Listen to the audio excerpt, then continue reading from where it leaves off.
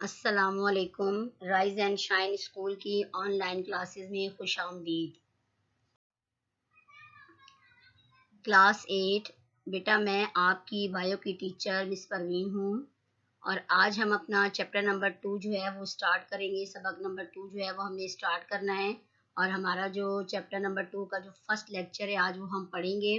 और जो chapter number 2 है वो क्या है, स्ट्रक्चरल ऑर्गेनाइजेशन ऑफ लाइफ, यानी जो ज़िंदगी की किस तरीके से जो है वो साख्ती तंजीम होती है, इसे आज हमने अपने लेक्चर में पढ़ना है।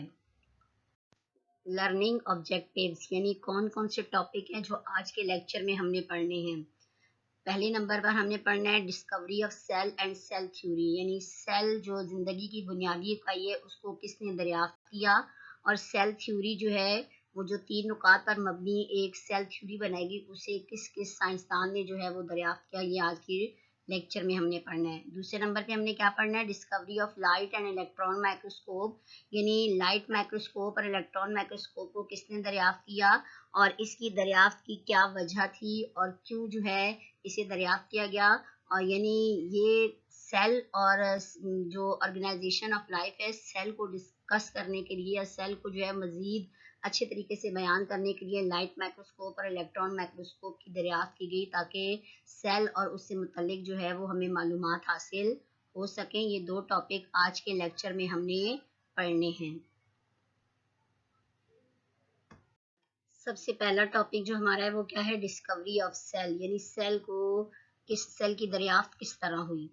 अब हमने देखना है, the cell was first discovered by Robert Hooke in 1665।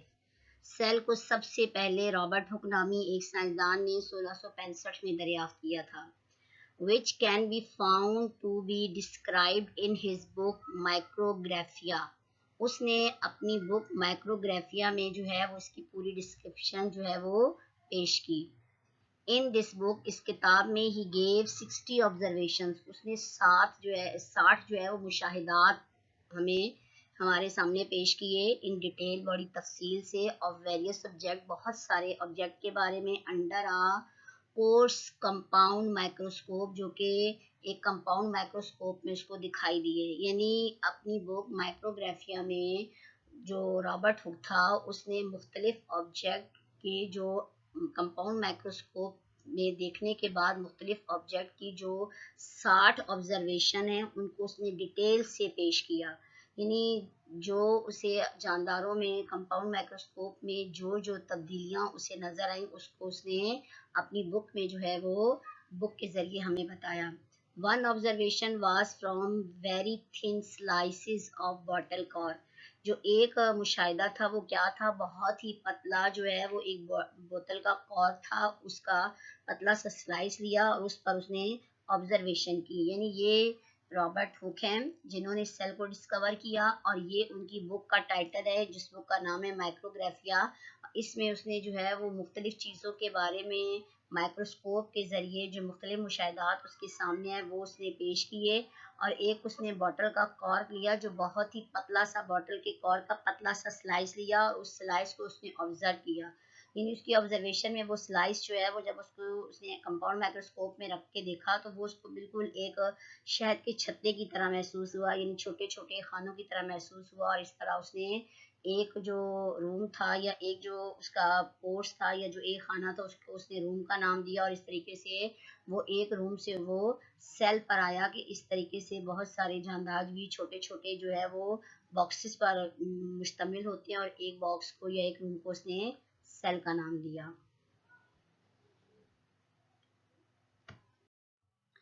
आगे क्या है, discovery of cell. Discovery of cell basic unit of life, यानी बेसिक यूनिट ऑफ लाइफ जो जिंदगी की बुनियादी इकाई होती है सेल, उसको उसकी डिस्कवरी कैसे हुई। Discovery of cell. In 1665, scientist Robert Hooke used a microscope to examine thin slices of cork। यानी 1665 में रॉबर्ट हुक नामी साइंसदान ने जो कॉर्क के थिन स्लाइसेस थे उसको जो है वो माइक्रोस्कोप के जरिए उसको एग्जामिन किया, उसको देखा। He observed that cork is made of tiny hollow compartments. उसने देखा कि ये जो कॉर्क है वो बहुत छोटे छोटे खाली कंपार्टमेंट यानी टुकड़ों पर मुश्तमिल है, यानी छोटे छोटे शहद की मक्खियों के जैसे छत्ते जैसे होते हैं, इस तरह खानों पर मुश्तमिल है। The compartments reminded him of small rooms, उस उन कंपार्टमेंट्स को उसने जो है वो छोटे छोटे कमरों से तशबीह दी। सो ही गेव द रूम्स, उसको उन्होंने कमरे कहा। द नेम सेल, यानी उन कमरों को जो है उसने सेल का नाम दिया। जो उसको कॉर्क के अंदर छोटे छोटे कंपार्टमेंट्स रूम दिखाई दिए, उन रूम्स को उसने सेल का नाम दिया। The plants hook observe were actually dead, यानी पौधा जो है उसके जो उसकी जो कॉर्क का जो टुकड़ा था वो एक लकड़ी के टुकड़े पर जो है मुश्तमिल था। और वो जो जिस तरीके से पुराने ज़माने में जो है वो शीशे की बॉटल्स के ऊपर एक जो है वो ऐसी लकड़ी जो कि अंदर से हॉलो होती है, उस लकड़ी का जो ऊपर से एक लीड लगाते कॉर्क जो उस बॉटल के मुंह के अंदर फंस जाता है। उसने कहा कि ये एक्चुअली असल में डेड है। He was actually observing cell wall and empty spaces, उसने उसमें सेल वॉल और उसकी सख्त सी जो आउटर लेयर सेल वॉल होती है वो, और उसमें एम्प्टी स्पेसेस यानी खाली जगह उसने ऑब्जर्व की। यानी मकसद ये है कि उस कॉर्क के टुकड़े की ऑब्जर्वेशन से, ये जो रॉबर्ट हुक था उसने कॉर्क के टुकड़े की ऑब्जर्वेशन से देखा कि वो उसको इस तरह शहद की मक्खियों की छत्ते की तरह महसूस हुआ। और उसने एक कंपार्टमेंट को रूम कहा और एक रूम को उसने बाद में सेल का नाम दिया। यानी बहुत सारे सेल मिले और इस तरीके से वो पूरा एक कॉर्क जो है बना। यानी कोई भी लिविंग बॉडी या कोई भी चीज़ जो है वो छोटे छोटे कंपार्टमेंट से मिलकर बनती है, छोटे छोटे यूनिट से मिलकर बनती है, और उस यूनिट्स को उसने सेल का नाम दिया। सेल, अब हम सेल को डिफाइन करेंगे, सेल होता क्या है। In 1665 Robert Hooke discovered a basic unit of life called cell, यानी 1665 में रॉबर्ट हुक नामी साइंसदान ने एक जिंदगी की बुनियादी इकाई को डिस्कवर किया जिसे सेल कहते हैं। So the word cell comes from Italian word cellula, जो लफ्ज सेल है वो एक इटालियन जुबान का लफ्ज सेलुला से निकला है, विच मीन्स स्मॉल रूम्स, यानी जो सेलुला के मीनिंग है वो क्या है, स्मॉल रूम के। अब हमने इसकी डेफिनेशन को करना है, यानी हमें ये देखा कि रॉबर्ट हुक ने 1665 में एक सबसे छोटी यानी कॉर्क की जो ऑब्जर्वेशन की, उस कॉर्क से उसको ये देखा कि उसने एक सबसे छोटी छोटी जो रूम से एक रूम को उसने basic unit of life cell कहा। और दरअसल जो लफ्ज सेल है उसने सेल का नाम इसलिए दिया कि सेल जो लफ्ज है वो इटालियन जो है जुबान का लफ्ज है, और वो इटालियन जुबान का लफ्ज क्या है, सेलुला, जिससे सेल निकला है।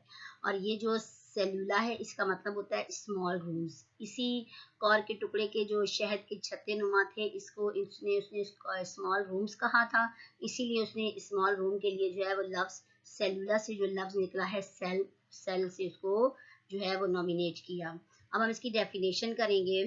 Cell is the basic structure and functional unit of life और ऑर्गेनिज्म। सेल किसी भी ऑर्गेनिज्म या किसी भी जिंदगी की स्ट्रक्चर यानी साख्ती और फंक्शनल यानी फेली यूनिट कहलाती है, यानी बुनियादी इकाई कहलाती है। और so cell is the basic unit of life, इसीलिए सेल को जिंदगी की बुनियादी इकाई कहा जाता है। यानी देखा जाए तो जिस तरीके से हम एक बिल्डिंग बनाते हैं, उस बिल्डिंग की जैसे हम बेस या बुनियादें रखते हैं, तो सबसे पहले हम एक ईंट या एक ब्लॉक रखते हैं।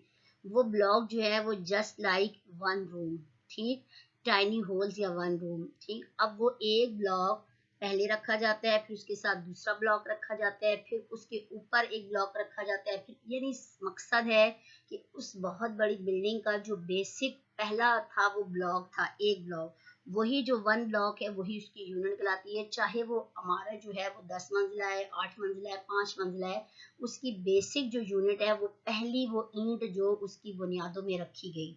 इसी तरह जो रॉबर्ट हुक था उसने भी 1665 में जो है वो माइक्रोस्कोप को यूज करते हुए एग्जामिन किया एक कॉर्क के स्लाइस को, एक पतले से कॉर्क के स्लाइस को उसने जब एग्जामिन किया तो उसने देखा कि वो शहद की छत्ते की तरह छोटे छोटे रूम पर मुश्तमिल है। यानी what he saw look like small boxes, so he called them cell, यानी उसने देखा कि वो जो कॉर्क का टुकड़ा है, वो जो पतली सी कॉर्क के टुकड़े की स्लाइस है, वो असल में छोटे छोटे रूम्स पर मुश्तमिल है, और एक रूम को उसने सेल का नाम दे दिया। यानी किसी भी लिविंग बॉडी की जो यूनिट होती है वो क्या कहलाती है, सेल कहलाती है। यानी कोई भी चीज है उसकी जो स्ट्रक्चरल और फंक्शनल यूनिट है वो सेल कहलाती है। यानी अगर हम देखें तो सेल जिंदगी की बुनियादी इकाई है, लेकिन अगर हम फर्ज किया देखें कि भाई कोई भी चीज है, जैसे मैंने आपको इमारत की बात की है, तो इमारत जो है वो ज़ाहिर है एक बिल्डिंग जो है वो उसमें जो पहली ईंट है वो उसकी बुनियाद है, वो उसका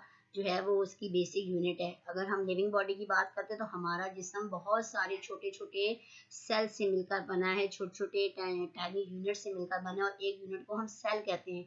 बहुत सारे सेल जो है वो आपस में मिलते हैं तो टिश्यू बनता है, बहुत सारे टिश्यूज आपस में मिलते हैं तो ऑर्गन बनता है, बहुत सारे ऑर्गन आपस में मिलते हैं तो सिस्टम बनता है, और बहुत सारे सिस्टम एक साथ यूनाइट होकर कोई फंक्शन परफॉर्म करते हैं तो जो है वो एक लिविंग बॉडी बनती है। तो इसका मतलब है कि इंसान की या किसी भी लिविंग बॉडी की जो जैसी फॉर्मेशन होती है तो सबसे पहले वो एक टाइनी डॉट्स की शक्ल में, एक नुक्ते की शक्ल में जो है वो सेल की फॉर्म में होता है। वो cell Aahista Aahista further divide होते रहते हैं और इस तरीके से वही जो छोटा सा यूनिट है सेल वो उस लिविंग बॉडी की बेसिक यूनिट कहलाता है, जो उसके स्ट्रक्चर और फंक्शनल यूनिट भी कहलाती है। यानी हमारे पास कंक्लूजन क्या निकला कि cell is the basic unit of life, यानी सेल जिंदगी की बुनियादी इकाई है, और इसीलिए हम उसको स्ट्रक्चरल यूनिट भी कहते हैं और फंक्शनल यूनिट ऑफ लाइफ भी कहते हैं। अब देखिए हमने देखा कि डिस्कवरी ऑफ सेल क्या, सेल थ्योरी क्या है। यानी जैसे हमने पीछे बहुत अच्छे तरीके से इसको समझा कि सेल क्या होता है, cell basic unit of life कहलाती है, यानी किसी भी जानदार की जो बुनियादी इकाई होती है वो सेल कहलाती है। अब उस सेल से जब सेल की डिस्कवरी हो गई तो एक सेल थ्योरी बनाई गई, और उस सेल थ्योरी को जो है रॉबर्ट हुक ने तो सेल को डिस्कवर किया, फिर आगे जो है वो मैथियस श्लेडन और थियोडोर शिवान और रुडोल्फ वर्च्यू जो है वो तीन साइंटिस्ट थे जिन्होंने कंबाइंड एफर्ट की, और इस कंबाइंड एफर्ट के नतीजे में उन्होंने एक थ्योरी बनाई जिसको सेल थ्योरी का नाम दिया। यानी सबसे पहले सेल जब डिस्कवर हो गया तो आगे उस सेल की बुनियाद पर जो है वो आगे थ्योरीज बनाई गई कि किस तरीके से एक सेल जो है वो किसी भी जो ऑर्गेनिज्म है उसकी स्ट्रक्चर और फंक्शन यूनिट होती है, और जो एक न्यू सेल्स होते हैं वो पहले से मौजूद जो सेल्स होते हैं, प्री एग्जिस्टिंग सेल्स होते हैं, उनके डिवीजन से बनते हैं, और किस तरीके से हम सेल को ही किसी बॉडी की जो है वो बेसिक यूनिट कहते हैं। ये बाकायदा इन साइंटिस्ट ने जो है वो इस पर वर्क किया और एक सेल थ्योरी पेश की। अब देखिए points of cell theory, cell theory के कौन कौन से पॉइंट्स हैं। ठीक, श्लाइडन एक जोलॉजिस्ट थे और शिवान एक बोटेनिस्ट थे। यानी एक जोलॉजी के जो साइंसदान थे वो श्लाइडन थे, और एक जो बॉटनी के साइंटिस्ट थे वो एक शिवान थे। ठीक है, और रुडोल्फ वर्च्यू जो है वो भी एक फिजिशियन थे जो कि पैथोलॉजी के फादर भी कहलाते हैं, और उन्होंने मुख्तलिफ किस्म की डिजीज जो है वो सेल्स के अंदर जो किस तरीके से अकर होती हैं वो डिजीज उसने जो है वो डिस्कवरी की, और एक्सटेंडेड सेल थ्योरी और सेल थ्योरी को मजीद जो है वो आगे एक्सटेंड किया, यानी मजीद उसको बेहतर तौर पे करके बेहतर जो है वो तरीके से पेश किया। अब क्या है, the they proposed three important points which was considered as the cell theory। इन तीनों साइंटिस्ट ने जो है वो तीन इम्पोर्टेंट पॉइंट जो है वो पेश किए जो कि सेल थ्योरी के जो है वो पॉइंट्स कंसीडर किए जाते थे, तस्वुर किए जाते थे। Number one, all living organism are made up of cell. तमाम लिविंग ऑर्गेनिज्म जो है वो सेल से मिलकर बनती हैं। यानी श्लाइडन जो एक जोलॉजिस्ट थे उन्होंने एनिमल्स को स्टडी किया। ठीक है, और मुख्तलिफ किस्म के एनिमल्स की स्टडी से उन्हें पता चला कि हर जो लिविंग बॉडी है, हर जो एनिमल है वो छोटे छोटे टाइनी जो है वो पार्टिकल से मिलकर बना है, और उसको उसने सेल का नाम दिया। और जो एक दूसरे साइंटिस्ट शिवान थे वो एक बोटेनिस्ट थे, बॉटनी के साइंटिस्ट थे जिन्होंने पौधों पर रिसर्च की, और उसने जो है वो पौधों पर बाकायदा रिसर्च करके देखा कि किस तरीके से जो है वो एक पौधा भी जो है एक प्लांट जो है उसकी भी जो बेसिक यूनिट होती है वो सेल ही होती है, और बहुत सारे सेल्स मिलते हैं तो टिश्यू बनता है, और बहुत सारे टिश्यू मिलते हैं तो एक ऑर्गन बन जाता है। और एक ऑर्गन का मखसूस काम, जैसे एक फ्लावर है तो वो एक और रिप्रोडक्टिव ऑर्गन है, रूट स्टेम लीव्स जो है वो वेजिटेटिव ऑर्गन है। इस तरीके से इनके मखसूस किस्म के काम होते हैं। तो इसका मतलब है कि पहला सेल थ्योरी का पॉइंट्स क्या है, all living organism are made up of cell, तमाम जानदार चीजें सेल से मिलकर बनी हैं।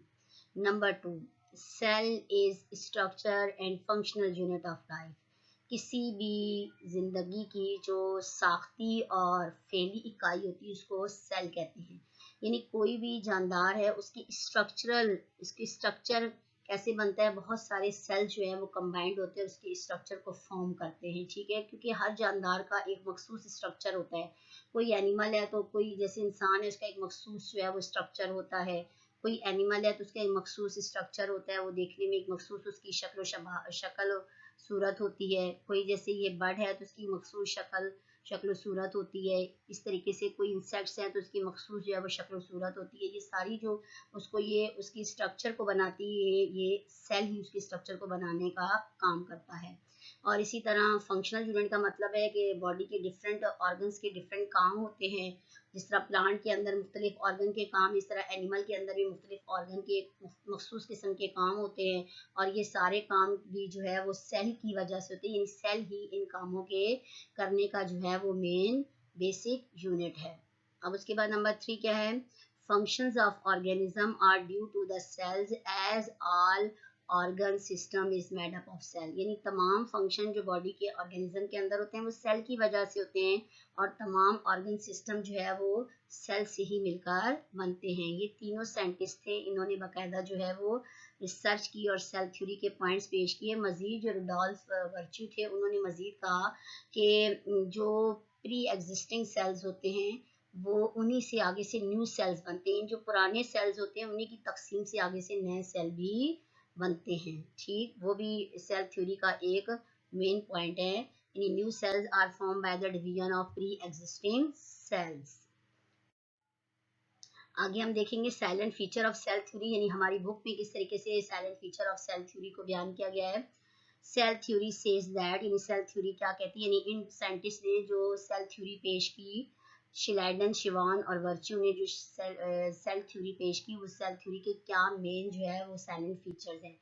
Number 1, all living things are made up of cells, तमाम जानदार चीजें सेल से मिलकर बनी हैं। Number 2, cells are the basic unit of structure and function in all living things, in other words cell are like the building blocks of all living thing. यानी तमाम जानदारों की स्ट्रक्चर और फंक्शन जो है उनकी बेसिक यूनिट क्या कहलाती है, सेल कहलाती है। या दूसरे अल्फाज में हम कह सकते हैं कि तमाम जानदारों के जो बिल्डिंग ब्लॉक्स होते हैं, जो बुनियादी इकाइयाँ होती हैं, वो सेल कहलाती हैं। Number 3, new cells are only made from existing cells, यानी प्री एग्जिस्टिंग सेल्स, यानी प्री एग्जिस्टिंग का मतलब है कि पहले से मौजूद सेल्स की डिवीजन से नए सेल बनते हैं।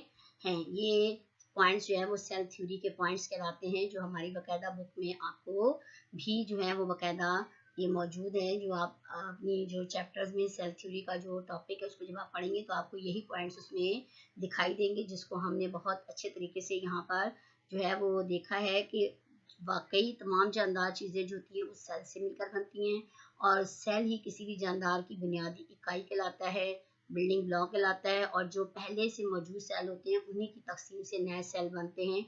यानी कोई ऐसा कोई ऑटोमेटिक जो है वो कोई मैजिक नहीं होता, पहले से जो सेल मौजूद होते हैं उन्हीं की तकसीम से नए सेल बनते हैं। यानी फर्ज कि अगर आपको कहीं जो है वो जख्म लग जाता है, या प्लांट का कोई हिस्सा जो है वो डैमेज हो जाता है, या कोई एनिमल है उसमें कोई वो इंजर्ड हो जाता है, तो उसके जो टिश्यूज होते हैं वो डैमेज होते हैं। उन्हीं टिश्यूज में वो जो प्री एग्जिस्टिंग टिश्यूज होते हैं उन्हीं की डिवीजन से, जैसे हम उसमें मरहम लगाएं, हम जो है वो दवा दारू करें, या हम जो उसमें ट्रीटमेंट करें, तो बाकायदा उन्हीं प्री एग्जिस्टिंग सेल्स की डिवीजन से न्यू सेल्स बनते हैं, रिपेयरिंग का काम होता है। और इस तरीके से ये बात साबित हो जाती है कि नए सेल पहले से मौजूद सेल्स की तकसीम से वजूद में आते हैं। लाइट माइक्रोस्कोप, यानी लाइट माइक्रोस्कोप क्या होती है, यानी वो माइक्रोस्कोप जो हम अपनी स्कूल लैब में इस्तेमाल करते हैं, ये लाइट माइक्रोस्कोप है। यानी ऊपर आई पीस है, फिर ड्रॉ ट्यूब है, फिर उसके बाद इसकी बॉडी ट्यूब है, फिर नीचे देखा जाए तो ये रिवॉल्विंग नोज पीस है जिसमें मुख्तलिफ ऑब्जेक्टिव लगे होते हैं। यहाँ ऊपर जो इसके बड़े नॉब होते हैं वो कोर्स एडजस्टमेंट स्क्रू, नीचे फाइन एडजस्टमेंट स्क्रू, फिर आर्म होता है। फिर मजीद देखें तो यहाँ ये जो स्टील का निशान है, इंक्लिनेशन ज्वाइंट है, ये पिलर है, और ये सबसे एंड में इसका बेस या फुट कहलाता है।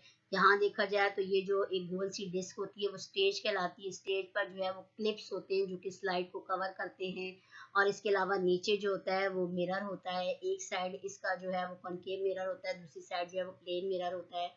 हमने जो कॉनकेव मिरर की साइड है उसको हमने बाकायदा जो है वो रोशनी की तरफ रखना है।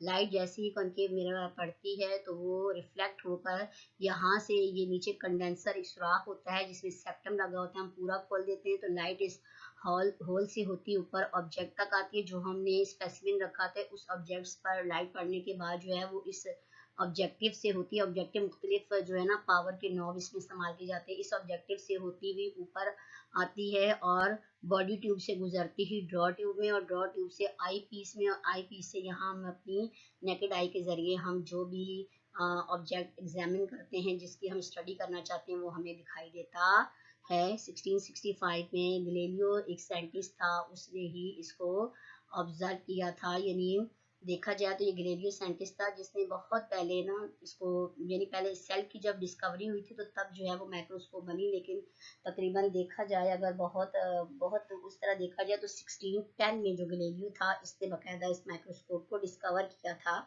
यानी लाइट माइक्रोस्कोप को गैलीलियो ने 1610 में डिस्कवर किया। ये लाइट माइक्रोस्कोप है जो हमारे बाकायदा प्रैक्टिकल लैब में इस्तेमाल होती है।